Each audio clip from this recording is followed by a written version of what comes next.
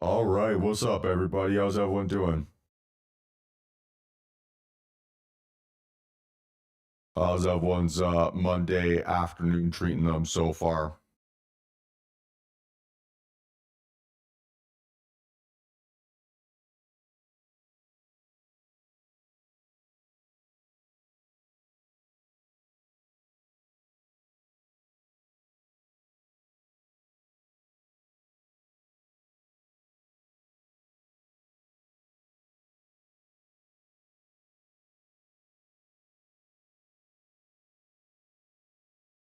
Hello, hello, anyone there?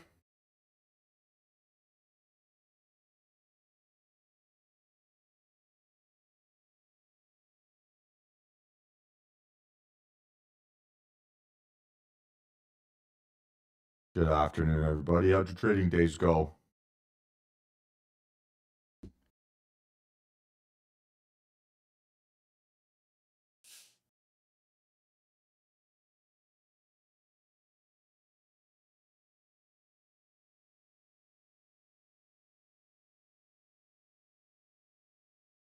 Yeah, it was a good trading day here today, right? Made just about 80 points on the day, so can't complain about that.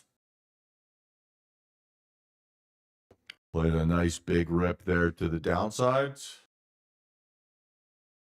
Got out just about near the bottom, so no complaints. My audio seems to be working fine.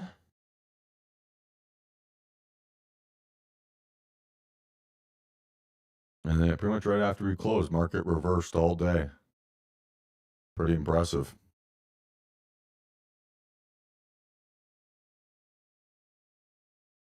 So, who wants to kick things off here with the first question of the session? Who's got something?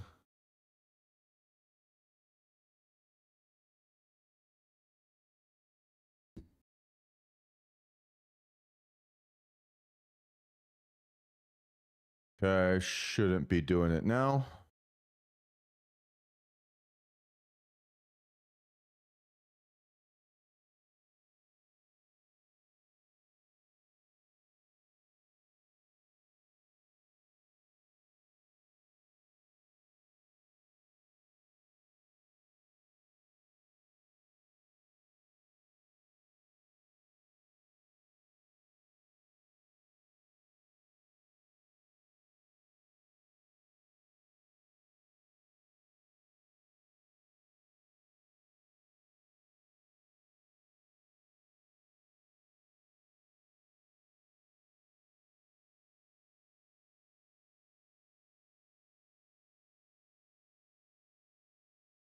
So, who's got a question for me? Any questions here today?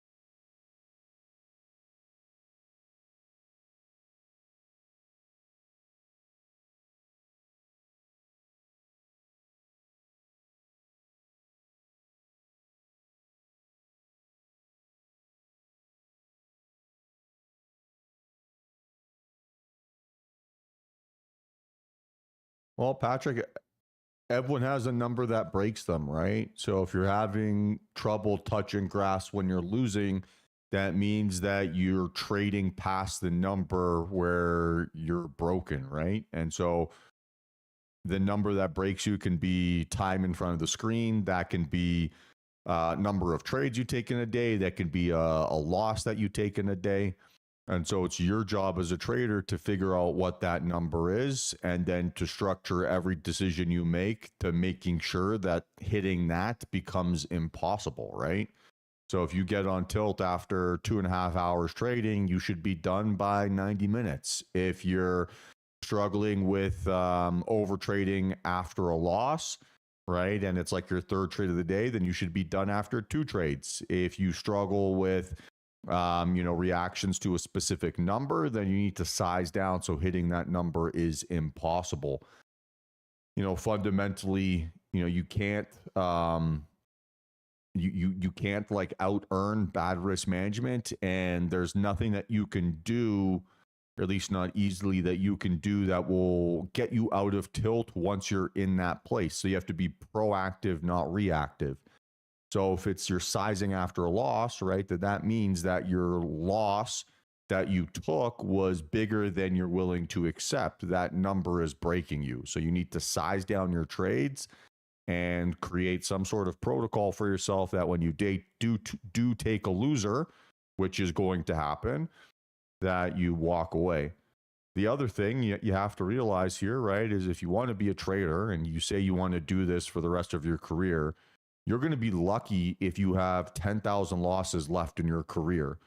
So why do you care so much about an individual single loss, right? Why is that putting you on such tilt when it's such an insignificant sample in your data set? So you need to reestablish your expectations, stop expecting yourself to be perfect, and start being more proactive, not reactive. What's your strategy for exiting a trade? So I like to look at candlesticks for when I exit positions, right? So if I'm in a trade, I want to see three things. I want to see a strong candle close, which means like a strong candle shape, right? Something like this 10-12 candle, right, is a strong candle shape. Something like this 10-14 is not a strong candle shape. I then want to see it hold lower lows if I'm bearish, or hold higher highs if I'm bullish. And then I want to see an increasing volume profile. If I get two out of those three things, then I'm going to keep holding on to that position. If I get one out of those three things, then I'm going to look to exit, and I'm going to look to exit as my P&L is increasing, not decreasing. So generally when I feel anxious about a decision and I don't know what to do, then I establish those three criteria, wait for the market to give me the answer when the candle closes, right, which will usually be in 60 to 90 seconds. And then from there, I have a binary reason over why I should stay in my position or why I should close it. Is there some intuition in getting into trades? Not always binary. Am I reading too much into this?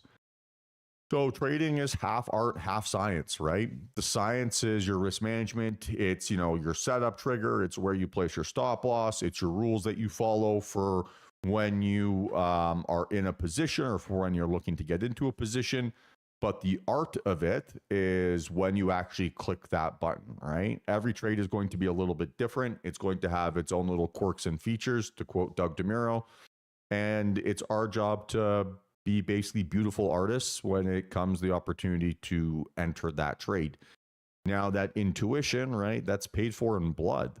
So the reason why oftentimes I'm able to like avoid some losing trades, or I'm able to catch winning trades, or do whatever, is because I have trained myself, right, to understand what good technique and bad technique looks like. I've taken the same setup 1,000 times. And so you start to build a recollection of what winning trades behave like and what losing trades behave like. And then you track those sensations, right? Then you see if you're right or wrong. You prove to yourself that your intuition is getting better, or that your artistic technique is improving. So there's a bit of a progression system to it, right? Where if you're getting trades that I'm not taking, your job is to then study why you thought that was a good entry, and now what in hindsight tells you that it wasn't, or maybe it was, right? Maybe I was wrong too. And that's your objective here, or your responsibility as a trader. You got to train your gut to feel confident in what you're looking for. On the flip side of that, right, or on the other end of that equation, very oftentimes that like indecision or anxiety, right, in trading tends to create two symptoms. So it either creates the symptom where you're willing to jump into everything, or it creates the symptom where you're willing to jump into nothing. And both of those are a direct result of basically missing something inside your trading plan. So if you're not quite sure what you're looking for, you don't quite know how you want to see price react, you don't know what your risk is going to be. You're not quite sure, how big of a dip you're looking to purchase, whatever it might be. If you have those unanswered questions inside your trading plan, then you're always going to jump the gun if your symptom is A, and you're always going to sit on your hands if your symptom is B. So your job, right, is to then figure out what you're missing in your trading plan so that you have a clear vision of what it is, and then to start to track and study your decisions to train that gut so it becomes more artistically inclined. Yeah, I don't know if I have too much else to say besides that.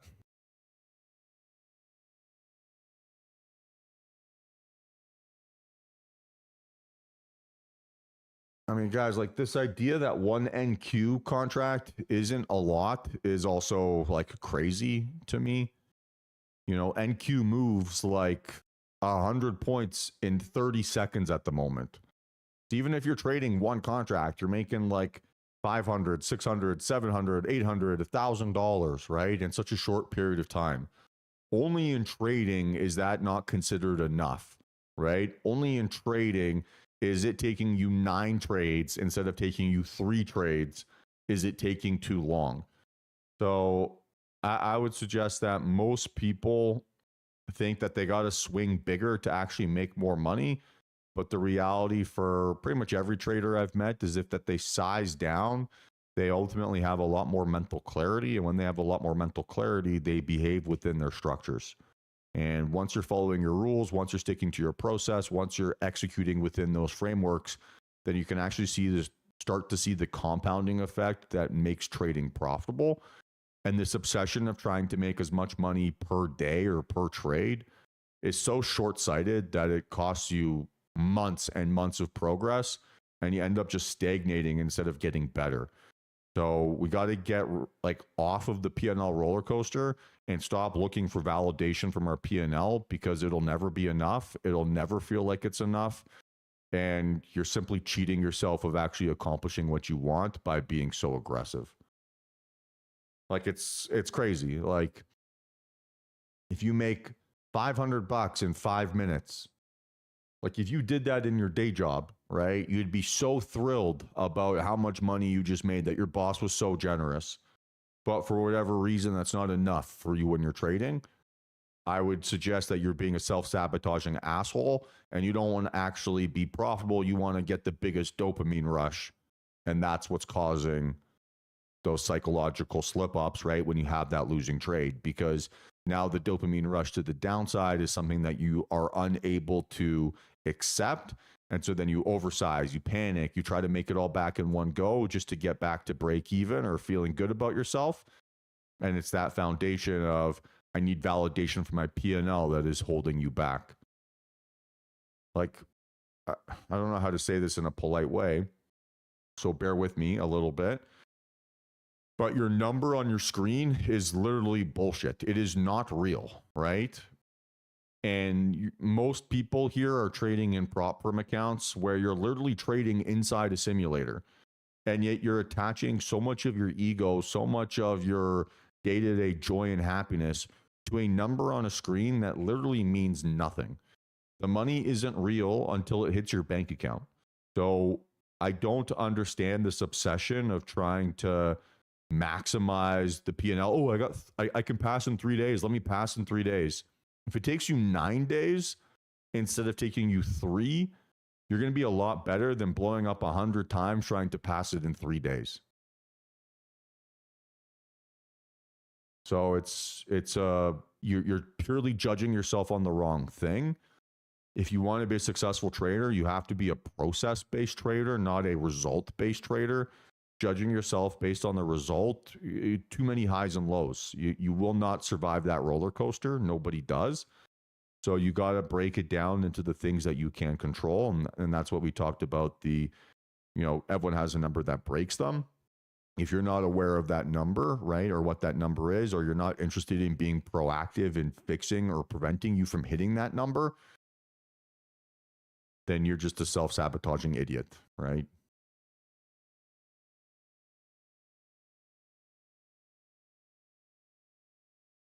So get rid of this like obsession of trying to make as much money as possible.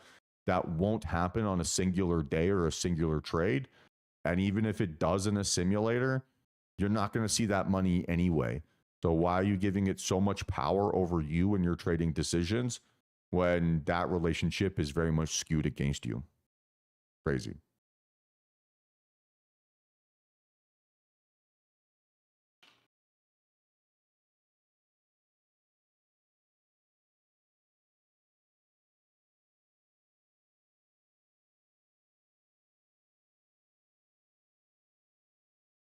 What else we got here, team?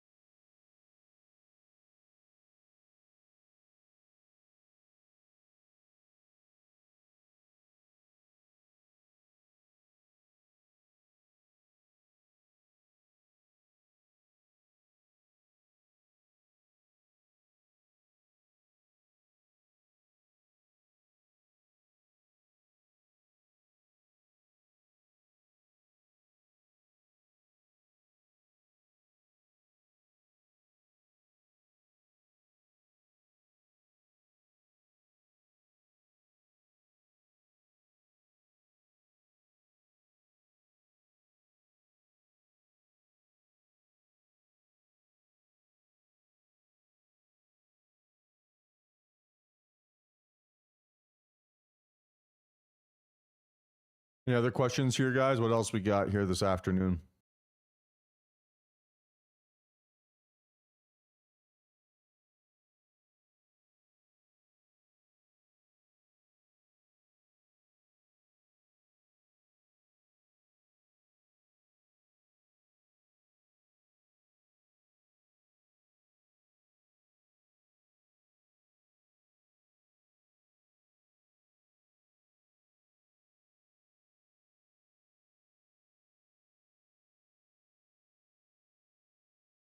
So it's very simple. You need to just tick the stop loss button and it will fill you when it's appropriate.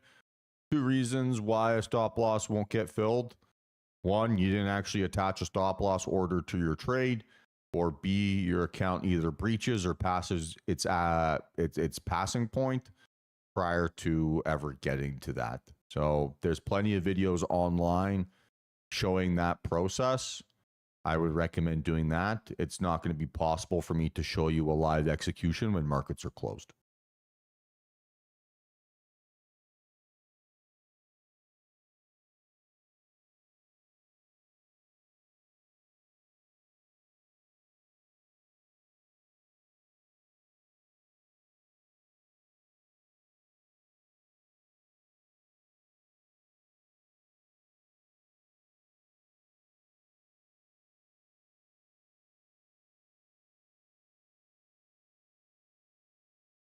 Seemingly slow. Yeah, we'll see if we can get a trading view set up here, some sort of trade of 8 or something like that, integration set up here at some point. It's taking longer than I maybe would have expected. I've been waiting for their staging details now for 2 months, and every time I bump up the email once a week, I basically get the same response of "You're still in the queue. We'll let you know." So outside of my control for now. What I will say though is like TradingView is a great platform. It's very pretty, but the fills and the speed of execution you get on Volumetrica is significantly better. And that's the reason why we chose to go with that platform in the first place. Buy and sell buttons exist everywhere you go. You can add your indicators. You can do whatever you want there. It's extremely customizable. So I don't think you need to wait for TradingView.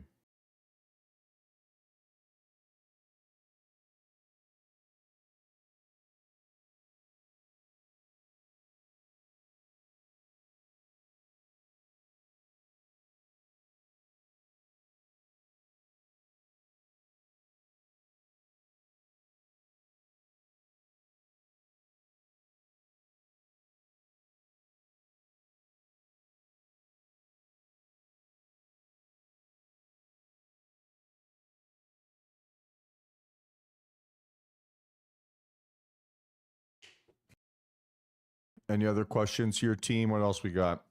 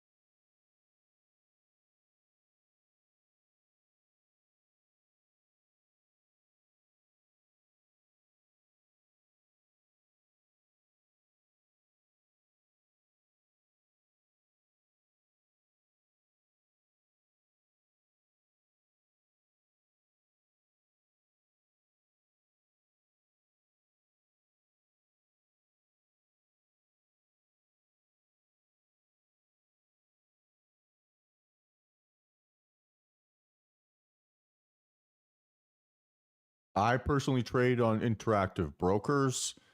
As the owner of the prop firm, it wouldn't be fair for me to trade in a simulated environment where I can't actually get paid from those decisions.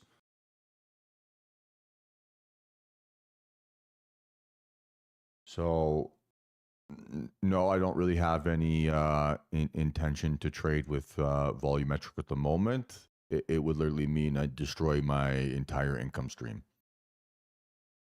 What are signs that enough fake outs have occurred before pulling the trigger? Again, this kind of goes into the art, half science, right, Patrick?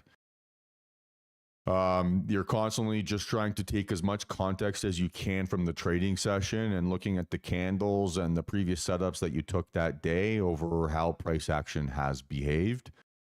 In general, what I would say is that when I feel like I'm ready to enter, I'm usually still early on that position.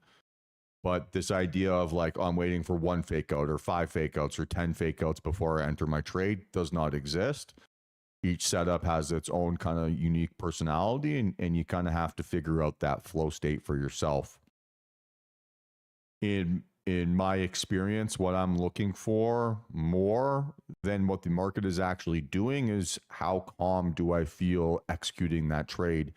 If I feel anxious or stressed or like I'm about to miss it, then I'm likely not making a very good decision and it's not ready for me to click submit. So people always ask me all the time, like, how do you know it's faked out? I don't know, right? I don't know until I click submit. All I can control is, did I make a decision where I was in my maximum amounts of control? And if I am in control, then I'm going to be happy with the outcome regardless of which direction it goes. And then I can learn from that. And if, okay, I was still early on that, then the next setup, maybe I'll be a little bit more patient. I'll try to buy myself more time, whatever it might be. And I'll use that information to the best of my abilities.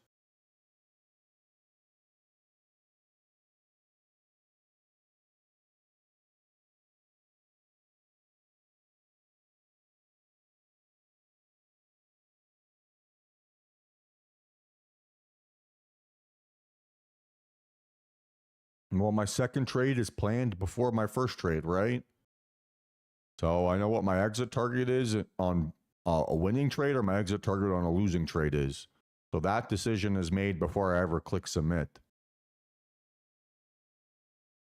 Right? And the whole objective here is if I enter a position in an element of control or when I'm in control over my emotional state, then I'm unlikely to compound mistakes or I'm less likely to compound mistakes, right? I'm not going to skip my profit target. I'm not going to add to a loser. I'm not going to ignore my stop loss, right?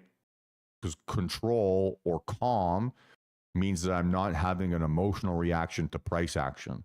And if I'm not having an emotional reaction to how price is moving or behaving, then I'm going to stay in my rational or logical brain for longer and I'll be able to follow my rules.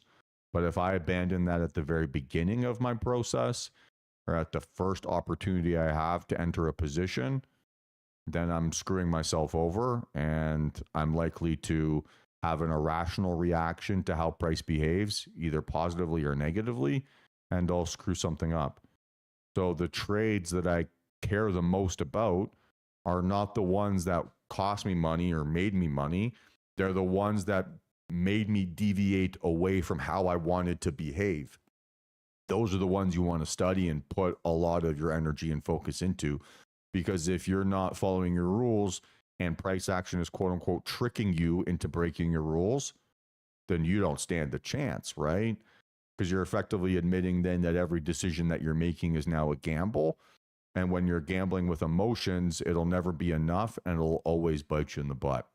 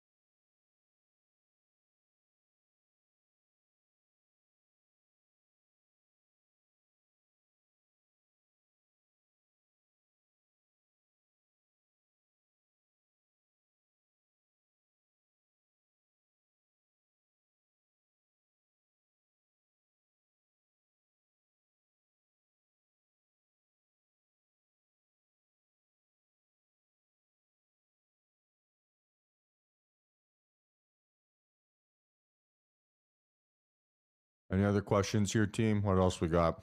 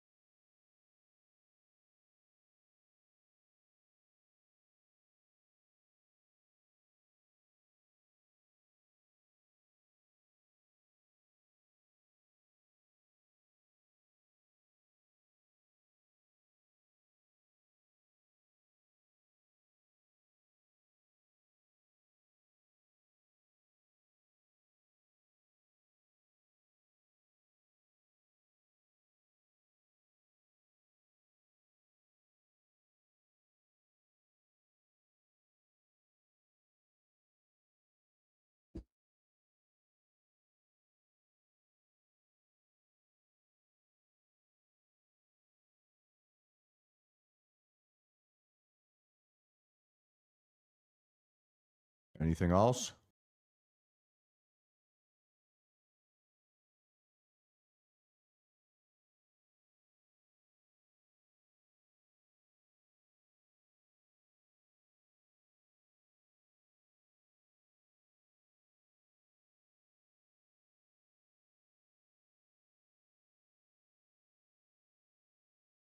I'm going to go final call for questions. Final call for questions.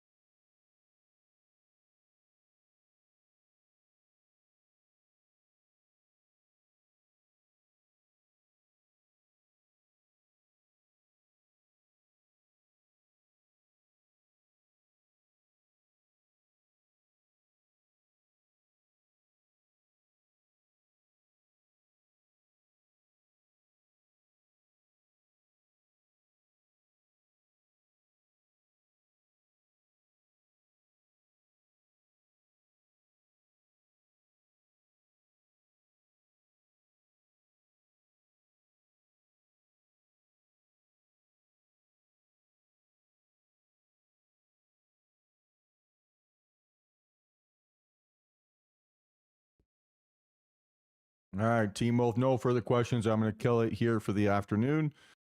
Same deal like always, right? If you have any open tech issues, please email backoffice@daytraderfunding.com. That is the only way that things will get resolved, or raise a tech support ticket through your portal. Please do not call me. Please do not try to text me. Please do not look up my phone number to do that. That is an extreme invasion of privacy. And let's have ourselves a great trading day here tomorrow. Peace.